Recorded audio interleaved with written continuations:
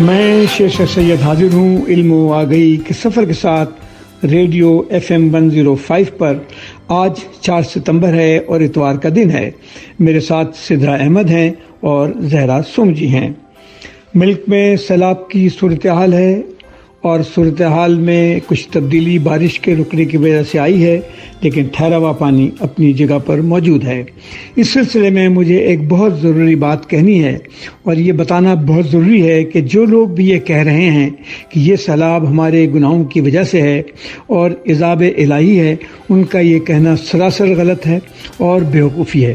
ان لوگوں کو نہ تو یہ پتہ ہے کہ سیلاب کیا ہوتا ہے، سیلاب کی قسمیں کیا ہیں، سیلاب کی تعریف کیا ہے، سیلاب کی تاریخ کیا ہے، دنیا میں کب سے سیلاب آ رہے ہیں، دنیا میں سب سے بڑا سیلاب کب آیا تھا، حالیہ دنوں میں گزشتہ 2, 3, 4, 500 سالوں میں کس طرح کے سیلاب آتے رہے ہیں، سیلابوں سے کتنا فائدہ ہوتا ہے، کتنا نقصان ہوتا ہے، سیلاب کن ملکوں میں مکمل طور پر قابو میں آ گئے ہیں، کن ملکوں میں سیلاب ابھی تک آ رہے ہیں، یہ ان لوگوں کو پتہ ہی نہیں ہے اور اس کو عذاب الہی قرار دے کر اپنی ناعلمی اور جہالت کا بھی اعلان کر رہے ہیں۔ لیکن ساتھ ساتھ وہ یہ بھی سمجھ رہے ہیں کہ ہمارے ملک کے غریب عوام بیوقوف اور سوچنے سمجھنے کی صلاحیت سے قاصر ہیں۔ ایسا نہیں ہے، ہمارے عوام سمجھتے ہیں کہ یہ سیلاب عذاب الہی نہیں ہے، یہ سیلاب کچھ قدرت یعنی نیچر کی وجہ سے آ رہے ہیں، کچھ بارش کی وجہ سے آ رہے ہیں اور اس کی بہت سی دوسری وجوہات ہم ابھی بات کریں گے جب ہم بتائیں گے کہ سیلاب کی تاریخ کیا ہے۔ مجھے یقین ہے کہ سدرا نے اس بارے میں بہت سی باتیں کی ہوں گی۔ تو ایک بار پھر میں کہنا چاہتا ہوں، ایک بار پھر بتانا چاہتا ہوں کہ جو لوگ بھی یہ کہہ رہے ہیں کہ یہ سیلاب عذاب ہے، ہمارے گناہوں کی سزا ہے، انہیں اپنے زبان کو بند کر دینا چاہیے۔ ایسی باتیں کرنا انتہائی حماقت ہے، یہ ہنسنے کی بات ہے، اس پہ ہنسنے کے علاوہ کچھ نہیں کیا جا سکتا ہے۔ اب میں کچھ یہ بتانا چاہتا ہوں کہ دنیا میں جو سیلاب آتے ہیں، آخر کچھ ملکوں میں سیلاب کیوں نہیں آتے ہیں اور کچھ ملکوں میں سیلاب پہ مستقل طور پر قابو کیوں پا لیا گیا ہے۔ مثال کے طور پر چین میں سیلاب بہت آتے تھے، چین میں سیلاب پر قابو پا لیا گیا ہے کسی حد تک، اور اس معاملے میں سب سے زبردست کام تو نیدرلینڈ میں ہوا ہے۔ نیدرلینڈ میں اتنے سیلاب آتے تھے کہ ان کو روکنے کا سوچا بھی نہیں دیا جاتا تھا، اور آج نیدرلینڈ میں سیلاب نام کی کوئی چیز بھی نہیں آتی ہے۔ لیکن اس سے پہلے کہ میں اس طرف جاؤں، میں بتانا چاہتا ہوں کہ سیلاب آتے کیوں ہیں۔ معمول کے طور پر اگر بہت زیادہ بارش ہو جائے گی تو سیلاب آئیں گے، اس کے بعد جب گلیشیئر پگھلنے شروع ہوں گے تو سیلاب آئیں گے، اور بعض دفعہ جن شہروں میں سیلاب آتے ہیں وہاں بارش نہیں ہو رہی ہوتی ہے، بارش کہیں دور افغانستان میں ہو رہی ہوتی ہے اور دریائے کابل سے بہتا ہوا پانی پاکستان آتا ہے اور وہ ریلا سیلاب کی شکل بنا لیتا ہے۔ اسی طرح سے سیلاب کے نکاس نہ ہونے کی وجہ سے بہت سے سیلاب آتے ہیں۔ تو ان باتوں کے بارے میں سوچنا چاہیے، اور جب ہم ان باتوں کے بارے میں سوچتے ہیں تو ہمیں نئی نئی باتوں کا پتہ چلتا ہے۔ تو سب سے پہلے تو میں یہ بتاتا چلوں کہ چین کے 2 جو مشہور دریا ہیں، یلو ریور اور یانگسی ریور، یہ 2 دریا ایسے تھے جو چین میں تباہی و بربادی کا نشان تھے، اور چین نے ان دریاؤں پر ایسا قابو پایا ہے کہ آج یہ دریا ٹیم دریا یعنی پالتو دریا کہلاتے ہیں۔ اب میں آپ کو بتاؤں کہ چین کا یانگسی دریا ایشیا کا سب سے طویل اور سب سے لمبا دریا ہے۔ یہ 16,400 فٹ کی بلندی یعنی تبت سے شروع ہوتا ہے اور شروع ہو کر یہ تقریباً 3,915 میل کا سفر طے کر کے سمندر میں گرتا ہے۔ یہ دنیا کا تیسرا بڑا لمبا دریا ہے۔ دنیا کا سب سے لمبا دریا دریائے ایمیزون ہے، جس کی لمبائی 4,345 میل ہے، اور دوسرا دریا دریائے نائل ہے جس کی لمبائی 4,258 مائل ہے۔ اب جب ہم یانگسی دریا کی بات کرتے ہیں تو چینی تاریخ میں یانگسی دریا نے میں بڑی تباہیاں آئی ہیں۔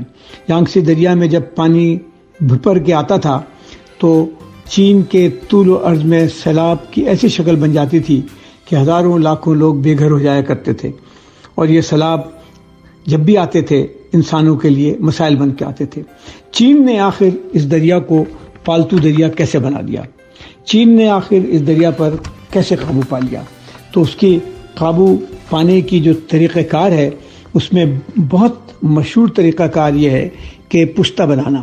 دریا کے ساتھ ساتھ شہروں کے کو بچانے کے لیے پشتے بنائے جاتے ہیں، اور چین میں یہ پشتے بہت طویل پشتے ہیں جو دریا کو روکتے رہتے ہیں، اور جب پشتے بنائے جاتے ہیں ساتھ ساتھ دریا کو کھود کر گہرا بھی کیا جاتا ہے تاکہ پانی دریا کے اندر ہی رہے، باہر نکلنے کی ضرورت نہیں ہے۔ اس طرح سے بڑے بڑے ڈیم بنائے جاتے ہیں، اور ان بڑے بڑے ڈیموں کی وجہ سے دو فائدے ہوتے ہیں۔ ایک تو پانی وہاں پر اسٹور ہوتا ہے، اور اسٹور ہونے کے بعد سارا سال کسانوں کے کام آتا ہے، اور جب بارشیں ہو رہی ہوتی ہیں، سیلاب امڑ رہا ہوتا ہے، تو ان دریاؤں میں پانی آ کر پھنس جاتا ہے۔ اس کے ساتھ ساتھ ان بڑے بڑے ڈیم کے ساتھ ساتھ پیرلل وائز دریا کے ساتھ ساتھ کناروں کے ساتھ ساتھ چھوٹے چھوٹے بند بھی باندھے جاتے ہیں، اور جب یہ بند باندھے جاتے ہیں تو ان بندوں میں بھی سیلاب کا پانی رکتا ہے۔ اور اس کے علاوہ دریا کے ساتھ ساتھ جیسے ہمارا جو قیمتی ترین اور ہمارا عظیم ترین دریائے سندھ انڈس ریور جو کہلاتا ہے، اس دریا کے ساتھ ساتھ ہم بہت ساری مصنوعی جھیلیں بناتے ہیں، اور ان جھیلوں کو جب بنائیں گے تو ان جھیلوں میں بھی ہزاروں لیٹر پانی محفوظ رہے گا جو بعد میں ہمارے کسانوں کو کام آتا رہے گا۔ تو یہ تمام طریقے اختیار کر کے دریاؤں کی روانی کو روکا جاتا ہے، دریاؤں میں سیلاب کو روکا جاتا ہے۔ اسی طرح سے چین کا جو ایک اور دریا ہے جو کہ یلو ریور کہلاتا ہے، یہ دریا اتنا لمبا نہیں ہے جتنا یانگسی کا دریا ہے۔ یہ دریا صرف 1180 مائل لمبا ہے، لیکن یہ دریا بھی بہت ہی سرکش، بہت ہی خوفناک اور بہت ہی غصے والا دریا کہلاتا تھا، اور جب یہ بہتا تھا تو سب کچھ بہا کے لے جایا کرتا تھا۔ چین کی تاریخ میں ان دونوں دریاؤں کا بہت ذکر ہے۔ تو اس دریا پہ بھی یہ کیا گیا، کئی پشتے بنائے گئے، شہروں کو محفوظ کیا گیا، ڈیم بنائے گئے۔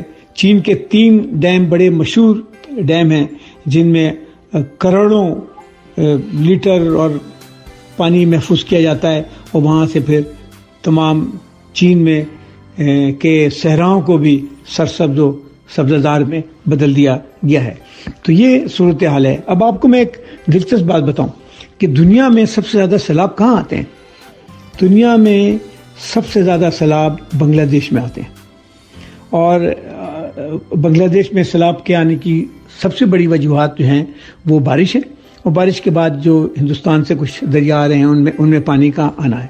بنگلہ دیش نے بھی بہت سارے کام کیے ہیں، دریاؤں کے ساتھ ساتھ بے شمار درخت لگائے گئے ہیں، اور دریاؤں کے ساتھ پشتے بنائے گئے ہیں، نکاس کے راستوں کو صحیح کیا گیا ہے، اور سیلاب پر قابو پانے کی کوشش کی گئی ہے۔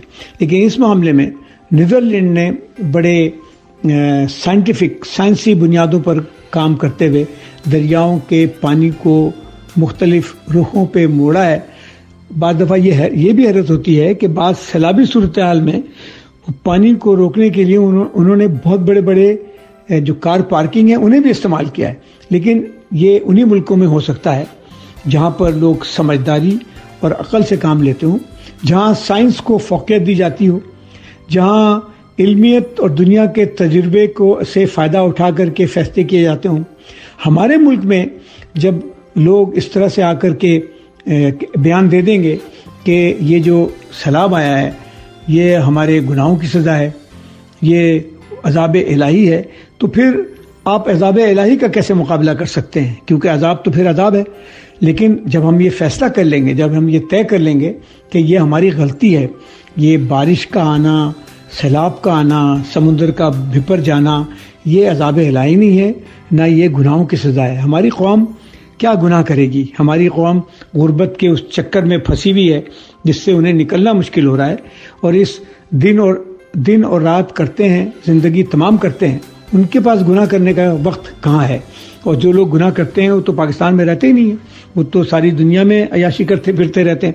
تو ہمارے لوگ گناہ گار نہیں ہیں، ان کے لیے کبھی بھی کوئی عذاب نہیں آئے گا، نہ آتا ہے. جس طرح سے نیدرلینڈ نے اور چین نے سیلاب کو روکا ہے، سیلاب کو روک کر کے اپنے عوام کو تحفظ دیا ہے، اس طرح سے ہمارے ملک میں بھی جتنے بھی بارش ہو جائے اس کو تحفظ دیا جا سکتا ہے. یہ بات صحیح ہے کہ اس دفعہ بارش بہت زیادہ ہوا ہے اور موسم کی تبدیلی کی وجہ سے گلیشیئر پگھلے ہیں، وہاں سے پانی آیا ہے، لیکن سچی بات یہ ہے کہ عام طور پہ بھی تو تھوڑی سی بارش ہوتی ہے تو ہمارے ملک میں سیلاب آ جاتا ہے، اس لیے کہ ہم نے اس سیلاب کی تیاری ہی نہیں کی ہے. اور ہمارے پاس ایسے بہت سے قابل لوگ موجود ہیں جو فوراً یہ اعلان کر کے عوام کو خاموش کر دیتے ہیں کہ اس میں ہم کچھ کر ہی نہیں سکتے، بھئی یہ تو عذاب الہی ہے، یہ اوپر والے کی طرف سے آیا ہے تو اس کو ہم کیا کریں گے. تو ہمیں چاہیے یہ ہمارے حکمرانوں کو، ہمارے پڑھے لکھے لوگوں کو اور سمجھدار لوگوں کو اس فیصلہ کرنا ہے کہ ہمارا ملک سیلاب کا متحمل نہیں ہو سکتا ہے. ہمیں سیلاب کو روکنے کے لیے کچھ انتظامات کرنے ہوں گے. ہم انوائرمنٹ پہ کنٹرول نہیں کر سکتے ہیں. جو بڑے بڑے صنعتی یافتہ ملکوں میں جو چیزیں ہو رہی ہیں جس سے موسم بدل رہے ہیں اس پہ ہم قابو نہیں پا سکتے ہیں، لیکن ہم یہ ضرور کر سکتے ہیں کہ احتیاط کریں. اور احتیاط میں یہ شامل ہے کہ ہمارے پاس سیلابوں کو روکنے کے جو طریقے ہیں وہ ہم چین سے سیکھیں اور نیدرلینڈ سے سیکھیں، اور اس بات کا ہم فیصلہ کر لیں کہ یہ کوئی عذاب الہی نہیں ہے، اس کا ہم فیصلہ کر سکتے ہیں اور ہمارے ملک میں سیلاب آئے گا تو ہم اس کو کنٹرول بھی کر لیں گے. اس کے ساتھ ہی ہمارا وقفے کا وقت آ گیا ہے، علم و آگہی کے سفر کا، اور اس وقفے کے بعد ہم فوراً ملتے ہیں نئے حصے میں جہاں پر سدرا ہمیں سیلاب کی تاریخ کے بارے میں بتائیں گی.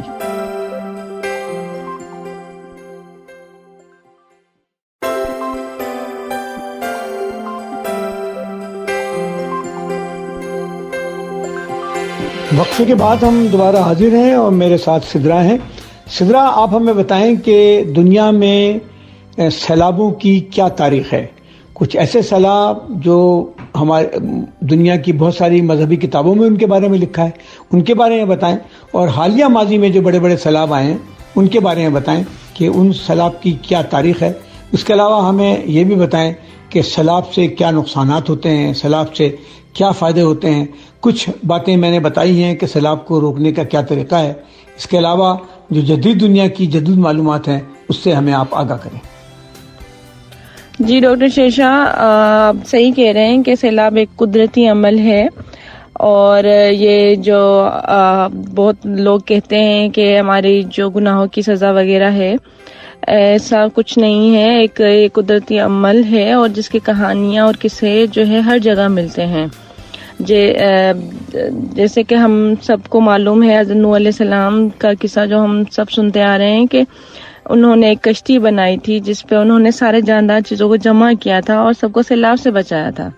اسی طرح کے قصے ہر مذہب اور ہر ثقافت میں مختلف روپ میں ملتے ہیں. قدیم میسوپوٹیمیا میں بھی ایک کہانی نظم کے روپ میں ایک اسٹون ٹیبلٹ پہ لکھی ہوئی ہے. اس کہانی کے مطابق جو ایک بندہ ہے گلگمیش نام ایک شخص ہوتا ہے جس کو امرتا کی تلاش ہوتی ہے. پھر وہ ایک آدمی سے ملتا ہے جس کا نام اتنا پیشتم ہوتا ہے.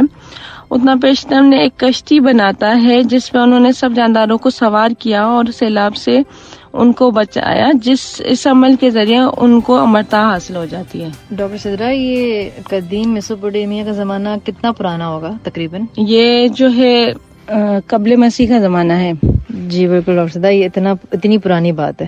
ہاں، اسی طرح یونان میں بھی ایک کہانی ملتی ہے جہاں زیس بادشاہ نے ایک کشتی بنانے کا حکم دیا تاکہ وہ انسان جو سیلاب میں کیونکہ اس زمانے میں 9 دن تک جو ہے پانی آتا رہا، بارش آتی رہی، تو جو ہے 9 دن تک سیلاب تھا. تو انہوں نے کشتی بنائی اور انہوں نے لوگوں کو سوار کیا، پھر پہاڑ کی چوٹی پر جا بسے اور اس سیلاب سے بچ گئے. پھر ہم آ جاتے ہیں ہندو مذہب پہ. ہندو مذہب میں بھی ایک جو ہے کہانی یہی سیلاب اور کشتی کی مشہور ہے.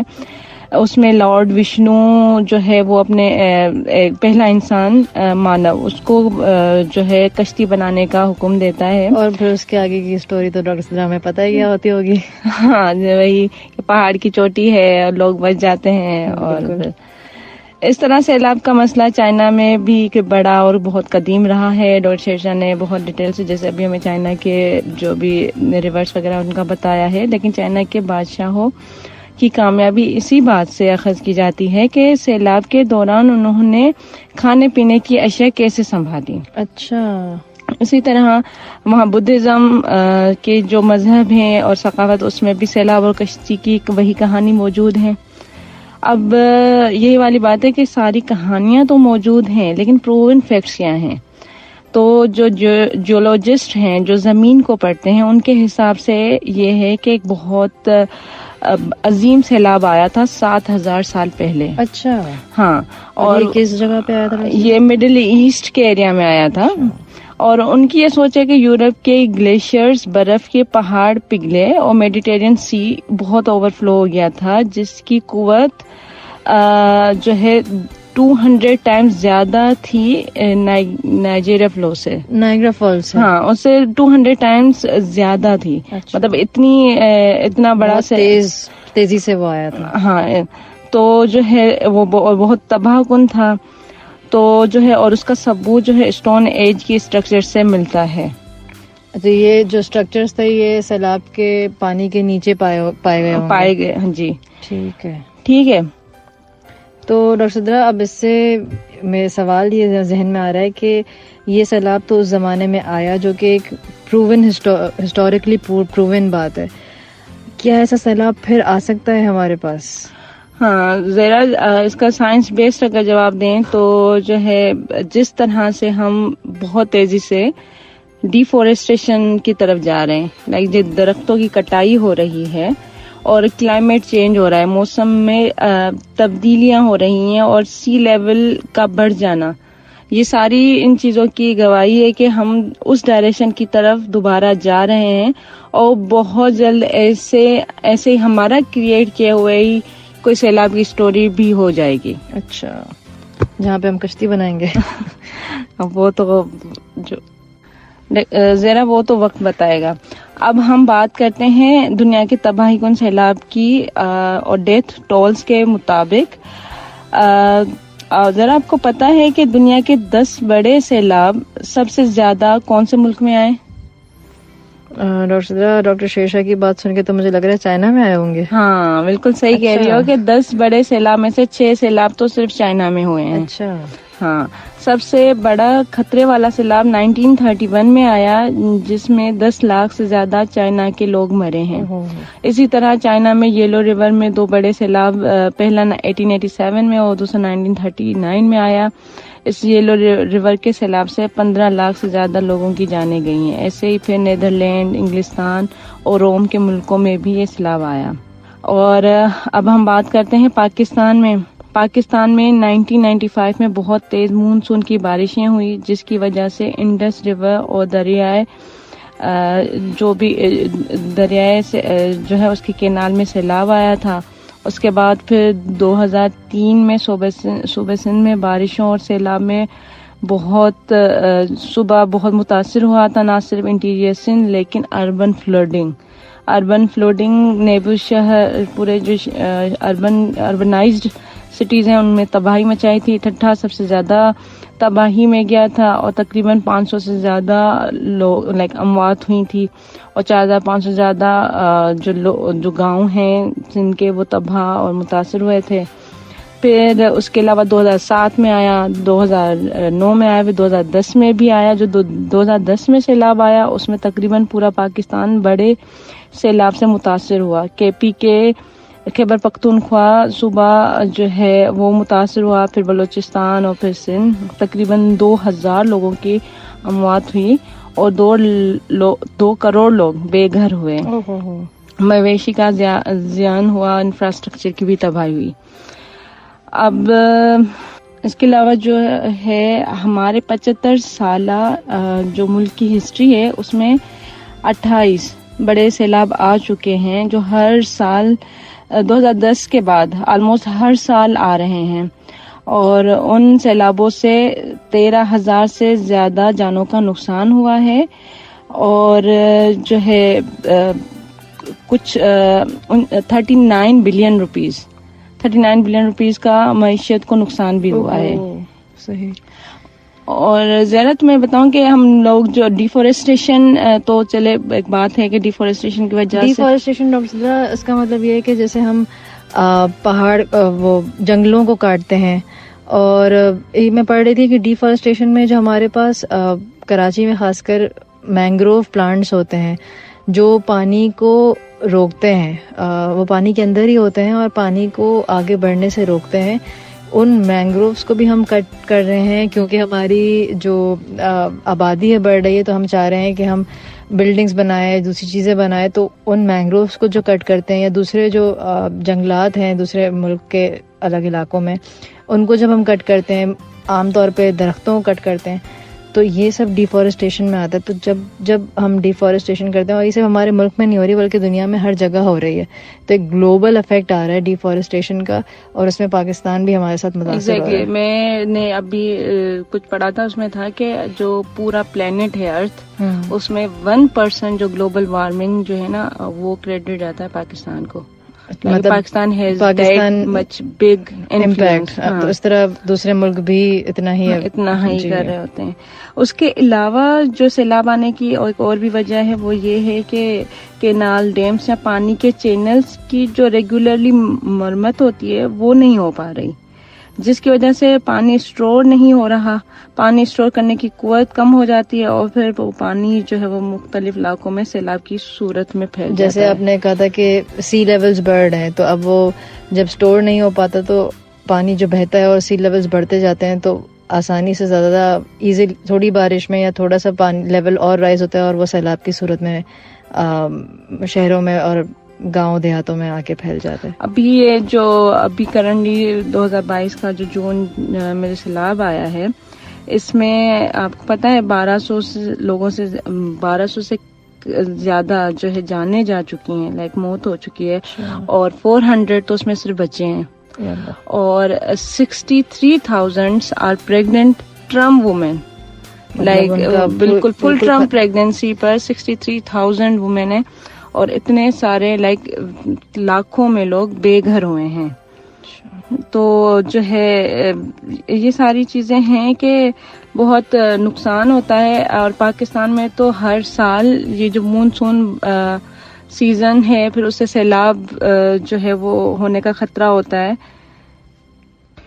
تو جو ہے بہت سارے لوگ بے گھر ہو جاتے ہیں، الٹریسی ریٹ بڑھ جاتا ہے، اور لوگوں کی جاب چلی جاتی ہیں، ہیلتھ کرائسس الگ سے، صحت کے مسئلے مسائل، پانی کے کھانے کی کمی، پھر انفراسٹرکچر تباہی. ابھی بھی ہم روڈ، راستے، لوگوں کے گھر، مویشیاں، لائیو اسٹاکس کا نقصان، واٹر بورن ڈیزیزز، اور لوگوں کا پھر مائگریٹ کرنا، اور مطلب اتنے زیادہ جو پورا ایک نقصان ہے، پورا کیپٹل کو نقصان ہو جاتا ہے اس کو. مطلب نہ صرف ایک انسان کو، لیکن اس سے ایسوسیٹڈ ساری چیزیں، اس کا گھر، اس کا کھانا پینا، جو آس پاس کے علاقے ہیں، اس کے جو معیشت کے ذرائع ہیں، اس کی صحت، ایجوکیشن، جاب، ساری چیزیں افیکٹ ہوتی ہیں. اور آپ کو پتہ ہے ڈاکٹر صدرہ، ابھی میں سن رہی تھی تو یہ بتا تھے کہ جیسے پولیو کا جو وائرس ہے وہ پانی میں پایا گیا ہے، جو سیلاب کا پانی ہے اس میں،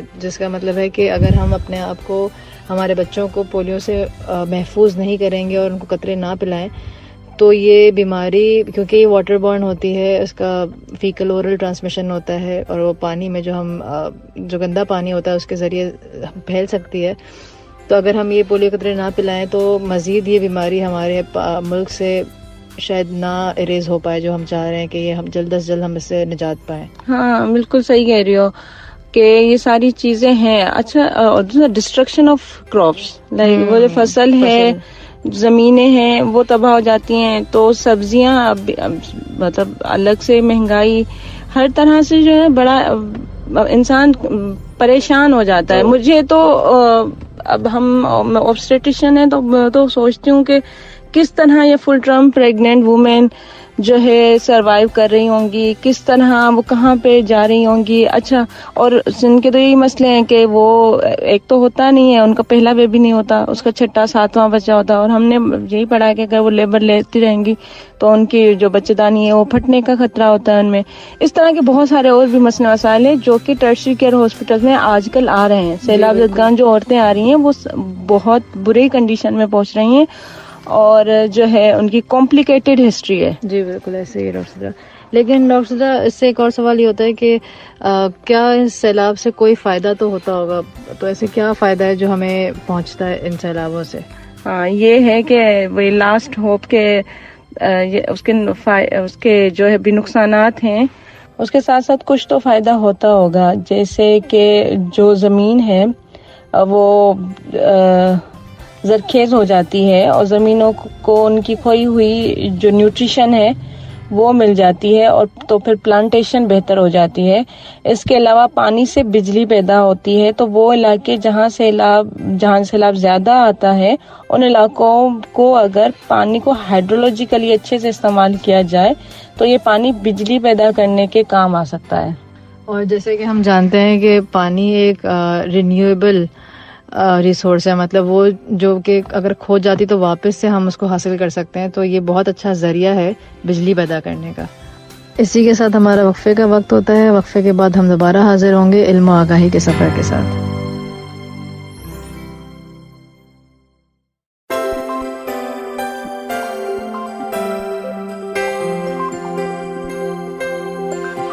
وقفے کے بعد ہم دوبارہ حاضر ہیں اپنے سفر کے اس حصے میں جہاں پر ہم فلسفے کے بارے میں بات کر رہے ہیں.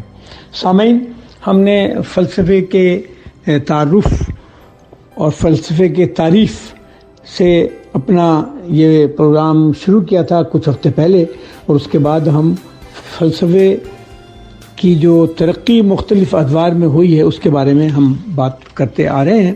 اور اب ہم گزشتہ 2 ہفتوں سے ہندوستان میں فلسفے کی تاریخ کے بارے میں بات کر رہے ہیں. تو آج زہرا ہمیں بتائیں گی کہ انہوں نے ہندوستان کے کن فلسفیوں کے بارے میں بات کرنے کا فیصلہ کیا ہے. اور یقینی بات ہے کہ جب ہم ہندوستان کے فلسفوں کے بارے میں بات ختم کر لیں گے تو اس کے بعد ہمارے ایشیائی میں موجود ایک بہت پرانے ملک ایران کے فلسفوں کے بارے میں بات کرنی ہوگی. تو بتائیں زہرا, آپ نے کن ہندوستان کے فلسفوں کے بارے میں بات کرنی ہے؟ جی ڈاکٹر شیشا, آج ہم بات کریں گے ہندوستان کے مزید جو فلاسفرز ہیں جنہوں نے ہندوستان کے علاقے میں بہت کام کیا اور لوگوں کو اپنے کام سے فائدہ پہنچایا. پہلے ہم بات کریں گے پروانا جیوالی کے بارے میں. یہ لیٹ ویدک پیریڈ میں پنچالا کے بادشاہ تھے. تقریباً 7ویں یا 8ویں صدی قبل مسیح کے زمانے میں یہ تھے. بہت بڑے ہندو فلاسفر اور بادشاہ مانے جاتے تھے, اور 5 مشہور اس علاقے کے 5 مشہور بادشاہوں میں شمار ہوتا تھا جنہوں نے اس علاقے پر حکمرانی کی. لیکن یہ نہ صرف ایک بادشاہ تھے بلکہ ایک استاد بھی تھے, اور انہوں نے اپنا 5 اگنی ودیا.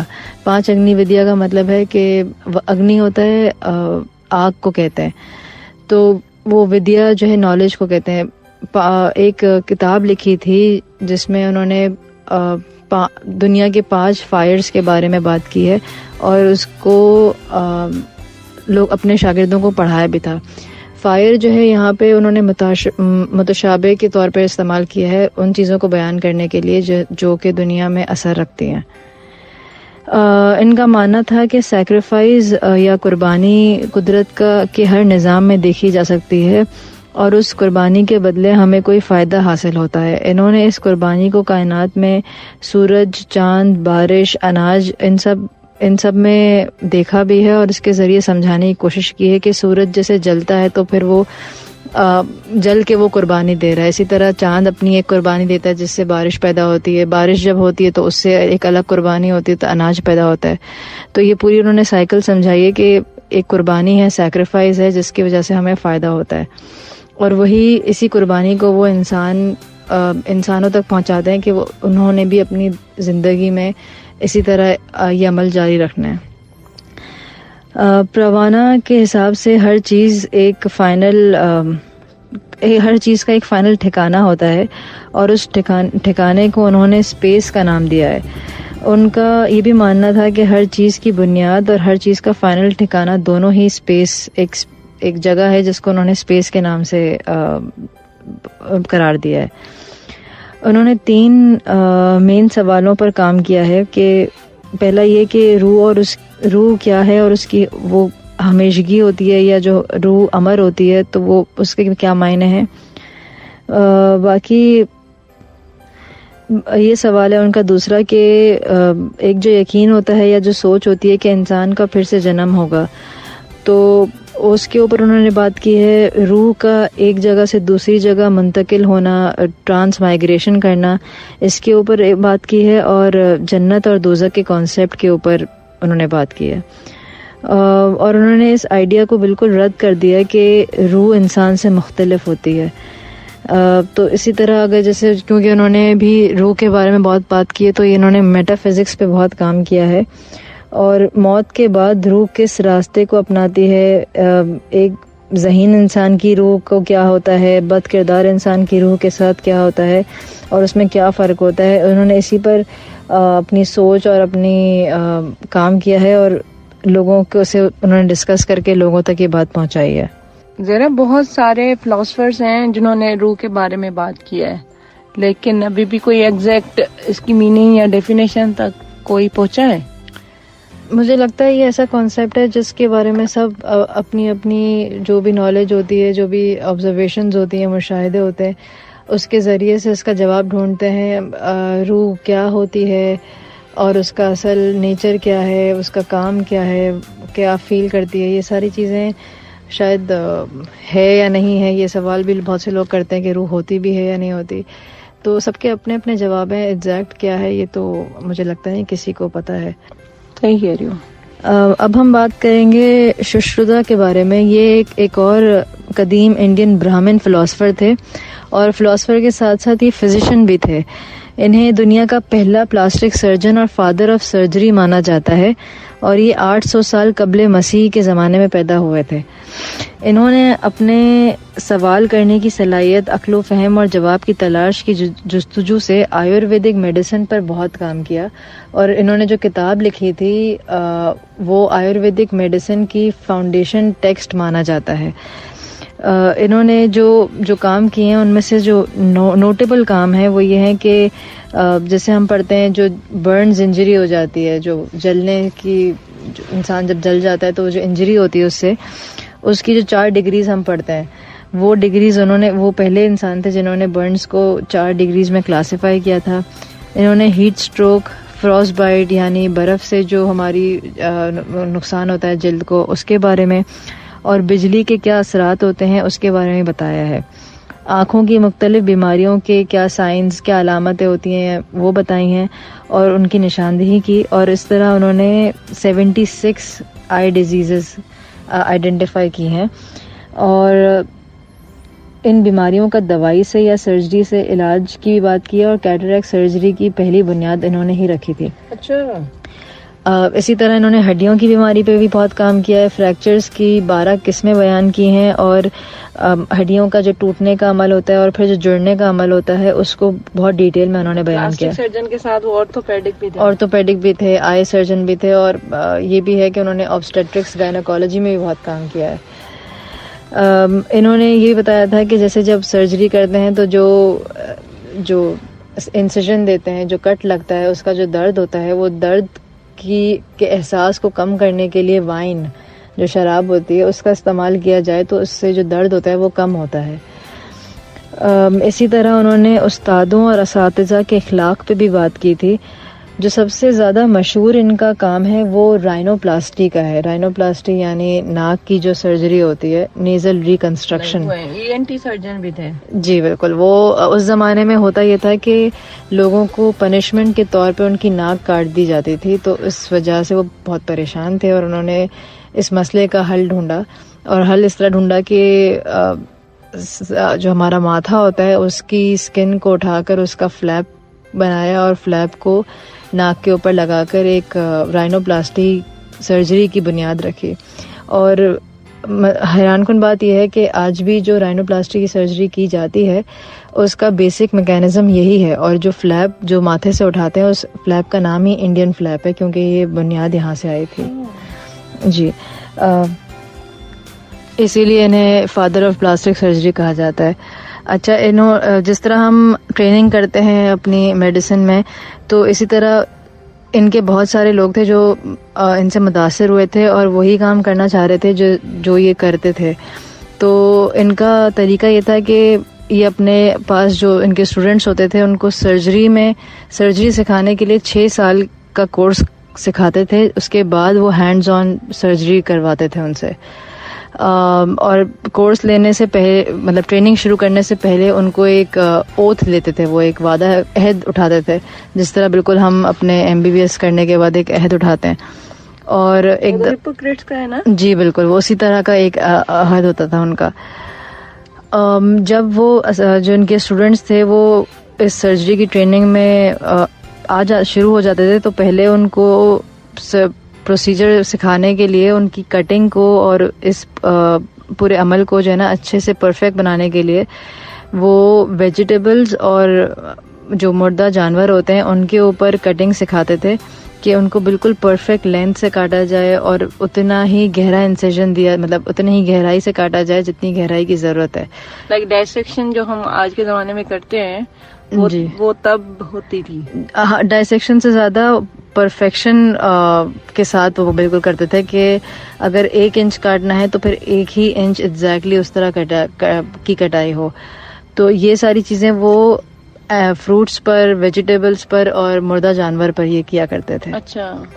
اور ایک دفعہ مطلب جب بالکل ان کے اسٹوڈنٹس اس بات کو پروف کر لیتے تھے کہ وہ قابل ہو گئے ہیں سرجری کے لیے, تب ان کو اصل پیشنٹس کے اوپر کرنے کی اجازت ہوتی تھی. تو اس لیے ان کو یہ بھی کہتے ہیں ان کے بارے میں کہ وہ میڈیکل آرٹسٹ ہیں, کیونکہ وہ اتنی نفاست سے اب سرجری سکھاتے تھے. ششرتا کے بارے میں یہ بھی کہا جاتا ہے کہ انہیں یہ لگتا تھا کہ جو انسان کو بیماری ہوتی ہے وہ اس لیے ہوتی ہے کیونکہ اس کے جسم میں کوئی امبیلنس ہو گیا, مطلب کوئی ایک اوپر نیچے ہو گئی ہیں چیزیں, اور وہ مانتے تھے کہ ایک فزیشین کی یا ڈاکٹر کی ڈیوٹی ہے کہ وہ اس امبیلنس کو ختم کریں.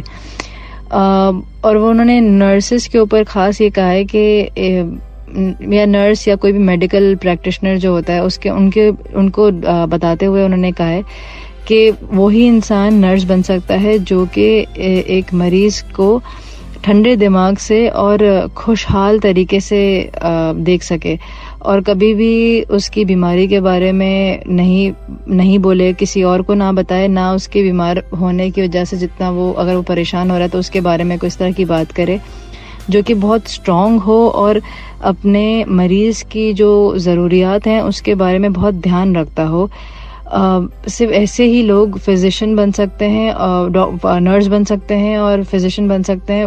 خاص کر نرسز کے لیے انہوں نے یہ بھی کہا ہے کہ نرسز ایسی بھی ہونے چاہیے جو کہ اپنے فزیشین یا ڈاکٹر کی بات کو جس طرح وہ بتا رہے ہیں اسی طرح اس پہ عمل کریں. تو یہ جو خصوصیات انہوں نے بتائی ہیں ڈاکٹرز اور نرسز کے بارے میں, یہ آج کل ہمیں بہت کم ملتی ہیں, اور ہمیں یہ سوچنا چاہیے کہ اگر یہ خصوصیات ہیں تو ہمارے اندر ہونی چاہیے تاکہ ہم اپنے مریضوں کا بہترین علاج کر سکیں. ان کی جو کتاب تھی اس کی بہت ساری ٹرانسلیشن کی گئی ہیں.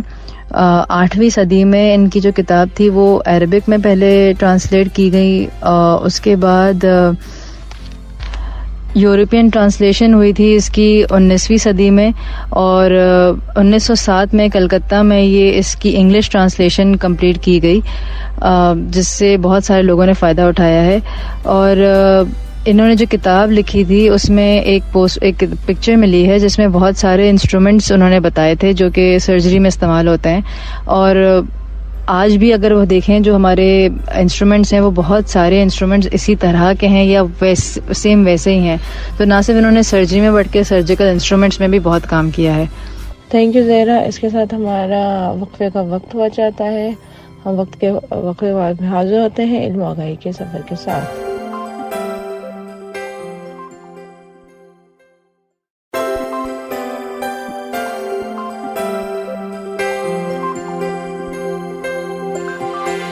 وقفے کے بعد ہم حاضر ہیں اور زہرا ہمیں بتا رہی تھی انڈین فلاسفر کے بارے میں. جی ڈاکٹر سدرا، اب ہم بات کریں گے ایک اور مشہور ہندو فلاسفر کے بارے میں جن کا نام تھا کپلا. یہ بانی تھے سمکھیا اسکول آف ہندو فلاسفی کے اور 600 سال قبل مسیح کے زمانے میں پیدا ہوئے تھے. ان کا سب سے جانا مانا کام جو ہے وہ ایک کتاب ہے جو انہوں نے لکھی تھی سمکھیا سوترا کے نام سے، اور اس میں انہوں نے پوری جو فلاسفی تھی، اپنی جو پوری سوچ تھی وہ بیان کی ہے. ان کا کافی اثر بدھزم پر رہا ہے، اور جو ابھی بھی بہت سارے اسکالرز ہیں وہ اسی ان کے ریلیشن کے بارے میں پڑھتے ہیں کہ کیسے کپلا نے بدھزم کو انفلوئنس کیا ہے، متاثر کیا ہے. ان کی فلاسفی جو تھی وہ اس میں وہ طرز زندگی کی بات کرتے تھے، اور وہ کہتے ہیں کہ پرفیکشن جو ہوتی ہے بالکل وہ زندگی کا مقصد ہونا چاہیے، اور پرفیکشن ہمیں صرف علم سے حاصل ہو سکتی ہے، اور خاص کر کے روح کی علم کے بارے میں جو کہ دوسری چیزوں سے مختلف ہے. ان کا یہ بھی ماننا ہے کہ ایک بااثر زندگی گزارنے سے بھی پرفیکشن حاصل ہوتی ہے، اور اسی سے خوشی اور اطمینان ملتا ہے، اور وہ ایک اچھی زندگی گزارنے کا ریوارڈ ہے. اسی طرح وہ یہ کہتے ہیں کہ ایک بری زندگی گزارنے سے ناخوشی اور تنگ دستی یہ سب حاصل ہوتا ہے. اس کے ساتھ ساتھ وہ یہ بھی مانتے ہیں کہ ہمارا سارا علم اور ہماری ساری طاقت ہماری روح کے اندر قید ہے، اور اسے پانے کے لیے ہمیں خاموشی والی جگہ پر جانا چاہیے، اپنے آپ کے ساتھ بیٹھنا چاہیے، اپنے آپ کے ساتھ گفتگو کرنی چاہیے. وہی بات ہے کہ جو ان کی فلاسفی تھی وہ سوچ سوالوں سے سوال کر کے اٹھتی تھی. تو سوال کرنے کے لیے وہ کہتے ہیں کہ اپنے آپ سے سوال کریں گے اور سوچ رکھیں گے تو اس سے آپ کے اندر جو علم ہے اور طاقت ہے وہ باہر آئے گی. اس کے علاوہ انہوں نے کچھ 10 کے قریب کتابیں لکھی ہیں. کچھ کتابوں میں انہوں نے کچھ چیپٹرز لکھے ہیں، باقی پوری کتابیں انہوں نے لکھی ہیں. اور ان کے نام سے ایک شہر ہے کپلا وستو، جو کہ ان کے لیے مطلب ان کے آنر میں بنایا گیا ہے، اور کہتے ہیں کہ جو بدھا ہیں وہ یہیں پہ پیدا ہوئے تھے. یہ شہر نیپال کے ایک قدیم شہروں میں سے مانا جاتا ہے. انہوں نے اپنے علم اور کتابوں سے کافی لوگوں کو متاثر کیا، جن میں سناکا، اسوری، وودھو، پتنجلی، یہ سارے جانے مانے اسکالرز اور فلاسفرز رہے ہیں، اور ان کا بہت کام اور اثر رہا ہے لوگوں کی زندگیوں پر. اس کے بعد ہم بات کریں گے پنینی کے بارے میں. پنینی ایک سنسکرت کے اسکالر تھے، اور سنسکرت گرامر پہ انہوں نے بہت کام کیا ہے. یہ بھی قدیم انڈیا سے ان کا تعلق ہے، اور تقریباً 400 سال قبل مسیح کے زمانے میں یہ پیدا ہوئے تھے. 19ویں صدی کے اسکالرز پنینی کو فرسٹ ڈسکرپٹیو لنگوسٹک یا بابائی لنگوسٹک بھی مانتے ہیں. لنگوسٹک زبانوں کے علم کو کہتے ہیں. تو کیونکہ انہوں نے گرامر پر اتنا کام کیا ہے اس لیے انہیں یہ مانا جاتا ہے. انہوں نے جو کتاب لکھی تھی اس میں سنسکرت گرامر پہ جو کتاب لکھی تھی اس میں 4000 رولز ہیں سنسکرت گرامر کے، اس کی سنٹیکس کے، اور الگ الگ جیسے ہم انگلش میں گرامر پڑھتے ہیں، اردو میں گرامر پڑھتے ہیں، اسی طرح سنسکرت کی جو گرامر ہوتی ہے اس کے جو رولز سارے تھے وہ 4000 رولز انہوں نے اس زمانے میں بنائے تھے. اور یہ 4000 رولز انہوں نے 8 چیپٹرز کے اوپر لکھے تھے. انہوں نے کمپاؤنڈنگ سینٹینسز جو ہوتے ہیں، جیسے 2 سینٹینس کو ملانا اور مکس سینٹینسز جو ہوتے ہیں، اس کے اوپر جو اپنی سوچ اور انالیسز دیا تھا وہ آج بھی استعمال کیا جاتا ہے انڈین لینگویجز میں. اور انہوں نے جو ایک جملے کی جو بناوٹ ہوتی ہے یا جو ورڈز کی کہ وہ کہاں سے آ رہے ہیں، کون سا الفاظ کہاں سے آتا ہے، اس کی جو پوری سوچ ہوتی ہے وہ اتنی یہ کہتے ہیں کہ اس کی تھیوری اتنی ایڈوانس تھی کہ وہ 20ویں صدی کی تھیوری سے بھی زیادہ جانی مانی، مطلب زیادہ ایڈوانس تھی، اس لیے اس کو ابھی بھی مانا جاتا ہے. انہوں نے اپنے کام سے بہت سے لوگوں کو متاثر کیا، اور خاص کر کے جو 2 نام ہیں فرڈیننڈ دی سوسر اور لیونارڈ بلومفیلڈ، ان کے اوپر ان کا بہت اثر رہا ہے، اور یہ دونوں بھی لنگوسٹک اور زبانوں کے اوپر کام کیا کرتے تھے، اور ان دونوں شخصیات نے پنینی کے کام کو ہی آگے بڑھایا ہے۔ اس کے علاوہ پنینی نے میتھمیٹکس پہ بھی کافی کام کیا ہے۔ وہ گرامر اور میتھس کو ملا کر کچھ فارمولاز اور ایسے ماڈلز بنائے تھے جنہیں آج ہم الجبرا میں یوز کرتے ہیں، تو ان کا کافی اثر الجبرا پر بھی رہا ہے۔ اس کے بعد ہم بات کریں گے چناکیہ کے بارے میں، جو کہ 375 سال قبل مسیح کے زمانے میں پیدا ہوئے، اور یہ نہ صرف ایک فلاسفر تھے لیکن ایک ٹیچر بھی تھے، ایک اکانومسٹ بھی تھے جنہوں نے معیشت پہ کام کیا ہے، جیورسٹ بھی تھے، یعنی ایز اے وکیل بھی انہوں نے کام کیا ہے، اور اس زمانے کے بادشاہوں کے یہ رائل ایڈوائزر بھی رہا کرتے تھے۔ ان کی زندگی کی کہانی ہمیں الگ الگ کتابوں میں اور الگ الگ ثقافتوں میں ملتی ہے۔ بدھزم میں الگ بھی ایک کہانی ہے، جین ورژن ایک ہے، ایک کشمیری ورژن بھی ہے، لیکن ہر اس میں تقریباً ایک ہی بات ہے، اور جو پوری ان کی زندگی کی کہانی ہے وہ تقریباً ہمیں ایک جیسی ہی ملتی ہے۔ چناکیہ نے 2 کتابیں بہت مشہور ہیں، ایک کا نام ہے ارتھا شاسترا اور دوسری ہے چناکیہ ندھی۔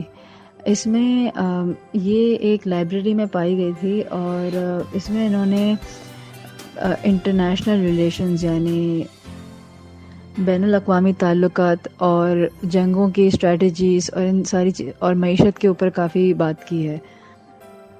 اس میں انہوں نے ایک لیڈر کی، ایک رولر کی کوالٹیز کے اوپر بھی بات کی ہے، اور ان کی دوسری کتاب میں انہوں نے زندگی کی حقیقت اور اس کے مقصد کے بارے میں بات کی ہے۔ انہیں ایک بہت بڑا تھنکر مانا جاتا ہے، اور انڈیا میں انہیں ایک ڈپلومیٹ بھی مانا جاتا ہے۔ بہت سے لوگ کا خیال ہے کہ یہ وہ پہلے شخص تھے جنہوں نے ایک یونائٹڈ انڈیا کی سوچ رکھی تھی، یعنی بر صغیر جو پورا ایک تھا اس کی سوچ رکھنے والے یہ پہلے شخص تھے۔ انڈیا کے ایک نیشنل سیکیورٹی ایڈوائزر تھے، جنہوں نے اس کتاب ارتھا شاسترا کو کافی تعریف کی ہے، اور انہوں نے ریکمینڈ بھی کیا ہے کہ لوگوں کو یہ کتاب پڑھنی چاہیے تاکہ ان کی سوچ اسٹریٹجک ایشوز پر بڑھ سکے، اور جو لوگ حکومت میں ہوتے ہیں ان کو خاص کر کے یہ کتاب پڑھنی چاہیے۔ نیو دہلی میں انہوں نے ایک جگہ ہے جو کہ چناکیہ پوری کے نام سے رکھی گئی ہے، جو کہ ان کے آنر میں رکھی گئی ہے، اور ٹریننگ انسٹیٹیوٹ ہے، انسٹیٹیوٹ آف پبلک لیڈرشپ ہے، اور ایک لا یونیورسٹی ہے جو کہ ان کے نام پر رکھی گئی ہے ان کے آنر میں۔ اب ہم بات کریں گے پتنجلی کے بارے میں، جو کہ قدیم انڈیا میں ایک بابا تھے، اور یہ 200 سال قبل مسیح کے زمانے میں پیدا ہوئے تھے۔ انہوں نے بہت سارے سنسکرت کی کتابوں کو جمع کیا ہے، کچھ کتابیں انہوں نے خود بھی لکھی ہیں، اور باقی سب کو جمع کر کے ایک ساتھ وہ لائے تھے۔ سب سے زیادہ جو جانا مانا کام ہے وہ یوگا سوتراز کے نام سے ہے۔ یوگا سوترا کی جو کتاب ہے اس میں سب کچھ تو انہوں نے نہیں لکھا ہے، لیکن بہت سارا کام انہی کا ہے، اور یہ ایک جانے مانے اسکالر رہ چکے ہیں سماکھیا اسکول آف ہندو فلاسفی، جس کے بارے میں ہم نے پہلے بات کی تھی۔ اس میں یوگا سوترا ایک بہت ہی اہم کتاب ہے، اور انڈین ٹریڈیشن میں جو کلاسیکل یوگا ہے اس کی بنیاد اسی کتاب نے رکھی ہے، اور اب اس کی تقریباً 40 الگ الگ زبانوں میں اس کی ٹرانسلیشن کی گئی ہے، کیونکہ یہ اتنی اثر انداز رہی ہے۔ اس کے ساتھ ساتھ آیورویدک میڈیسن یعنی طب پر بھی انہوں نے بہت کام کیا ہے اور کتابیں لکھی ہیں، اور جو پرانے گزرے ہیں لوگ جنہوں نے طب پر کام کیا ہے انہی کی کتابوں کو انہوں نے جمع بھی کیا ہے اور اس کے اوپر آگے بات بھی کی ہے۔ ان کا جو زیادہ تر طب کے اوپر اثر رہا ہے وہ یوگا کے ذریعے ہی رہا ہے، ان کے آنر میں بہت ساری مزار بھی بنائی گئی ہیں اور ماڈرن سکولز آف یوگا جو ہیں وہ ان کے نام سے مشہور کی گئی ہیں. اس کے ساتھ ساتھ انہوں نے دوسرے فلاسفرز کی طرح میٹا فزکس کے اوپر بات کی ہے، یعنی روح کی بنیاد اور اس کو کیسے مینٹین رکھتے ہیں، کیسے اس کو پاک کرتے ہیں، صاف رکھتے ہیں، اس کے اوپر بات کی ہے. اور اس میں زیادہ تر رول انہوں نے یوگا کا رکھا ہے کہ اس کو استعمال کرتے ہوئے کیسے ہم روح کی صفائی اور پاکیزگی کو اختیار کر سکتے ہیں. تو یہ اس زمانے کے جانے مانے انڈین فلاسفرز تھے جنہوں نے دوسروں کی زندگیوں پر کافی اثر رکھا، اور آج تک ان کا اثر ہے اور ان کی کتابیں پڑھی جاتی ہیں، ان کی کتابوں کو ٹرانسلیٹ کیا جاتا ہے، اور ان کے آنر میں اسکولز بنائی گئی ہیں کیونکہ انہوں نے اتنا کام کیا ہے اور لوگوں کی زندگی کو متاثر کیا ہے. بہت شکریہ زہرا، آپ نے ہندوستان کے فلسفیوں کے بارے میں بڑی تفصیل سے ہمیں بتایا. ہمارا وقت ختم ہو جاتا ہے. فلسفہ سمجھنے والے اور فلسفہ بیان کرنے والے لوگ ختم نہیں ہوتے ہیں. ہندوستان میں فلسفیوں کی ایک بہت بڑی تعداد ہے جن کے بارے میں ہم اپنے اس پروگرام میں نہیں بتا سکیں گے، کیونکہ آج ہم نے ہندوستانی فلسفے کے چیدہ فلسفیوں کے بارے میں بات ختم کر لی ہے، اور اگلے سفر میں ہم ایران کے فلسفیوں کی طرف جائیں گے اور دیکھیں گے کہ انہوں نے دنیا میں کیا کچھ کنٹریبیوٹ کیا ہے. اب ہندوستانی فلسفے پہ بات کرتے ہوئے آخر میں صرف یہ کہنا چاہتا ہوں، اور سدرا اور زہرا آپ کو بھی کچھ سوچنا چاہیے کہ یہ جو ہمارا ہندوستان، پاکستان، افغانستان اور یہ نیپال کے جو علاقے ہیں، ان تمام علاقوں میں اتنے زبردست قسم کے فلسفی پیدا ہوئے جنہوں نے دنیا کی تعمیر میں، شکل میں بڑی تبدیلیاں لائیں. لیکن آج کیا وجہ ہے کہ کئی سو سالوں کے بعد ان دو ملکوں میں خاص طور پر فلسفے کو کوئی نہیں سمجھتا ہے، اور ہم ایسی چیزوں میں، ایسی بیماری میں پڑ گئے ہیں جو نفرت، خوف، ایک دوسرے سے جھگڑا کرنا، جنگ کرنا، یہ تو انسان کی بنیادی خصوصیات کے خلاف ہے. تو ایسا کیوں ہو گیا ہے؟ میرا خیال صرف یہی ہے کہ ہمارے نصاب میں، ہمارے تعلیم میں ہمیں فلسفہ پڑھنے سے روک دیا گیا ہے. اس کے ساتھ ہی آج کا یہ پروگرام ختم ہوتا ہے. سامعین، اگلے ہفتے دوبارہ حاضر ہوں گے علم و آگہی کے سفر کے ساتھ.